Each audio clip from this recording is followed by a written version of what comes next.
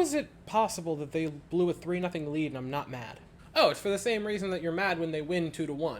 It's just the magic of Rangers hockey. Hi, I'm Weston. I love talking about the Rangers, and I'm here to talk about Game 11 of the regular season, where the Rangers lose 5-4 in the shootout to the Minnesota Wild in a game where they led 3-0 in the first period. But despite that fact, I'm not mad that they lost. Like, it sucks. It really sucks that they lost this game. Because, 3-0 lead. But at the same time, they never felt like they were playing well, which I know is weird to say when you score 3 goals in a row to take a 3-0 lead out of the first period. But, like, it never felt like the Rangers were playing like a team that was up 3-0. Because in the first period, this is going to be a very loose video, by the way, because, oh my god, I can't go too in-depth about that. Like, goal for goal thing. In the first period, the first goal, Jimmy Vesey, it's a shot by Pitlick, and he banks it in, right? Bang and crash. Near the net, good positioning, chase down a rebound. That's a good thing, or in this case, I think he just batted in the shot. The Panarin goal was a really nice job of Artemi Panarin. Bunch of people in front. If you can't see the goalie can't see you. Shoot the puck. He did. Finds its way in. Nice shot for him. And the third goal, the Erik Gustafsson goal, was nasty. But again, a lot of chaos in front of the net. Fleury was having to keep an eye on that. And that was just nearly an unstoppable shot by Erik Gustafsson. Right? And the Rangers, out of the first period, take that 3-0 lead.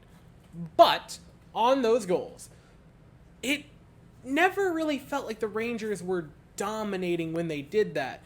Vesey's goal was just because he happened to find his way to the net, but it wasn't that he had positioned himself there for a long time. It was sort of a drive-by. The Panarin goal was, in reality, the Wild doing their job. They forced him to the outside. A shot from there very rarely sneaks in, especially against a goaltender like Marc-Andre Fleury. And I mean, you might say, well, Weston, he's in the twilight of his career. And I would say it's still Marc-Andre Fleury, and you will put respect on the name of the flower. And the Gustafsson goal was just a really, really good shot by Erik Gustafsson. But it wasn't that the Rangers constantly had the zone time, or were dominating with possession, or were just peppering on shots. They only had 7 shots in the first period, and 3 of them ended up in the net. The Wild had 12 shots. The Wild very clearly ran the Rangers show out of the gate.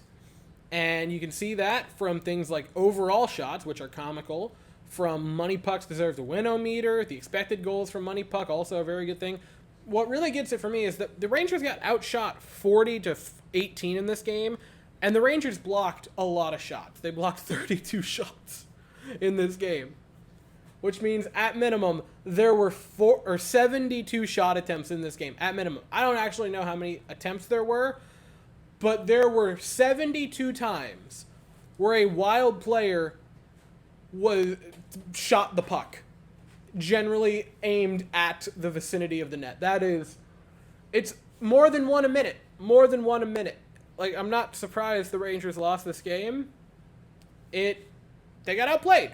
Now, the fourth goal, I'll touch on it really quickly. Kreider in front, the big tip. Oh my god, Chris Kreider, man. Like, he's so good. He's so good in front of the net, man. It's ridiculous. Another Panarin point, by the way. I think that's 18 points for Artemi Panarin in 11 games.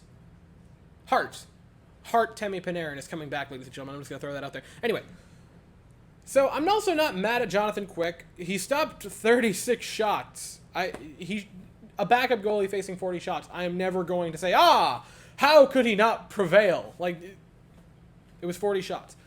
And here's why, even more so, I'm not particularly mad about this game. So the last game happens. Shesterkin's out. He was probably going to not play this game anyway, but he gets shook up. He's definitely out. So this is, regardless of any outcome, it was Quick's hill to die on. You lose Adam Fox. He's on LTIR, so he's gone for at least 10 games. And you lose Philip Hedl. He's gone for at least 4. Kakko had gotten shook up. And so you have this makeshift roster. You have to call up a defenseman. You have to bring up or throw into the lineup, a defenseman and a forward that hadn't played. You have to jumble around the second line, which had been your best line, and go figure, they scored a goal. That was solid.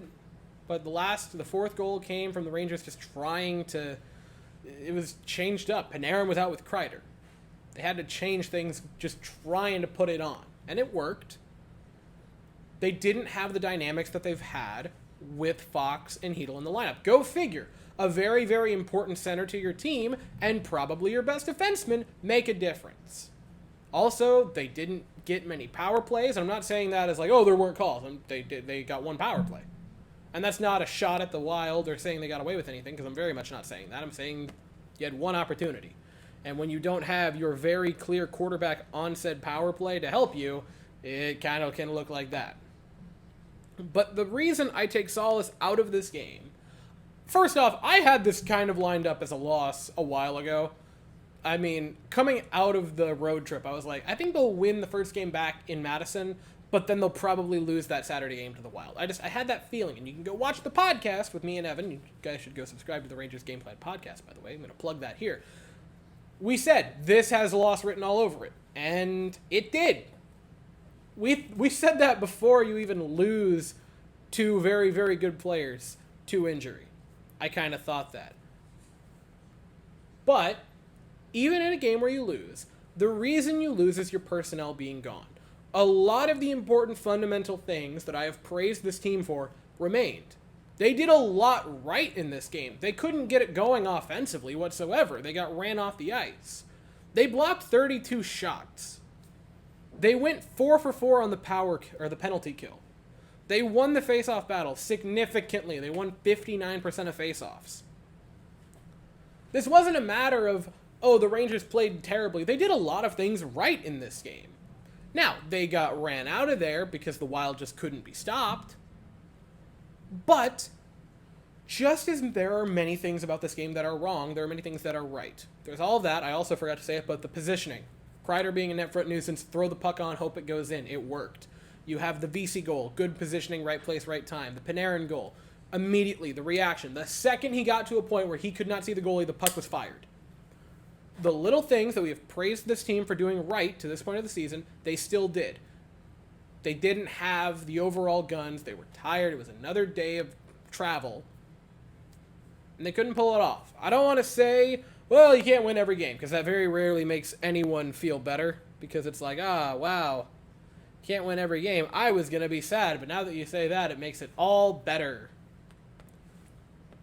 But this just kind of feels like one of those games where you kind of throw your hands up and go, what are you going to do?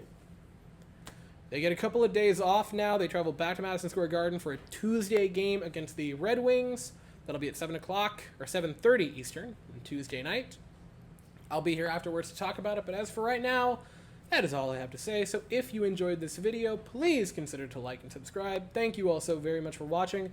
I hope you all have an absolutely fantastic day, and as always, go Rangers.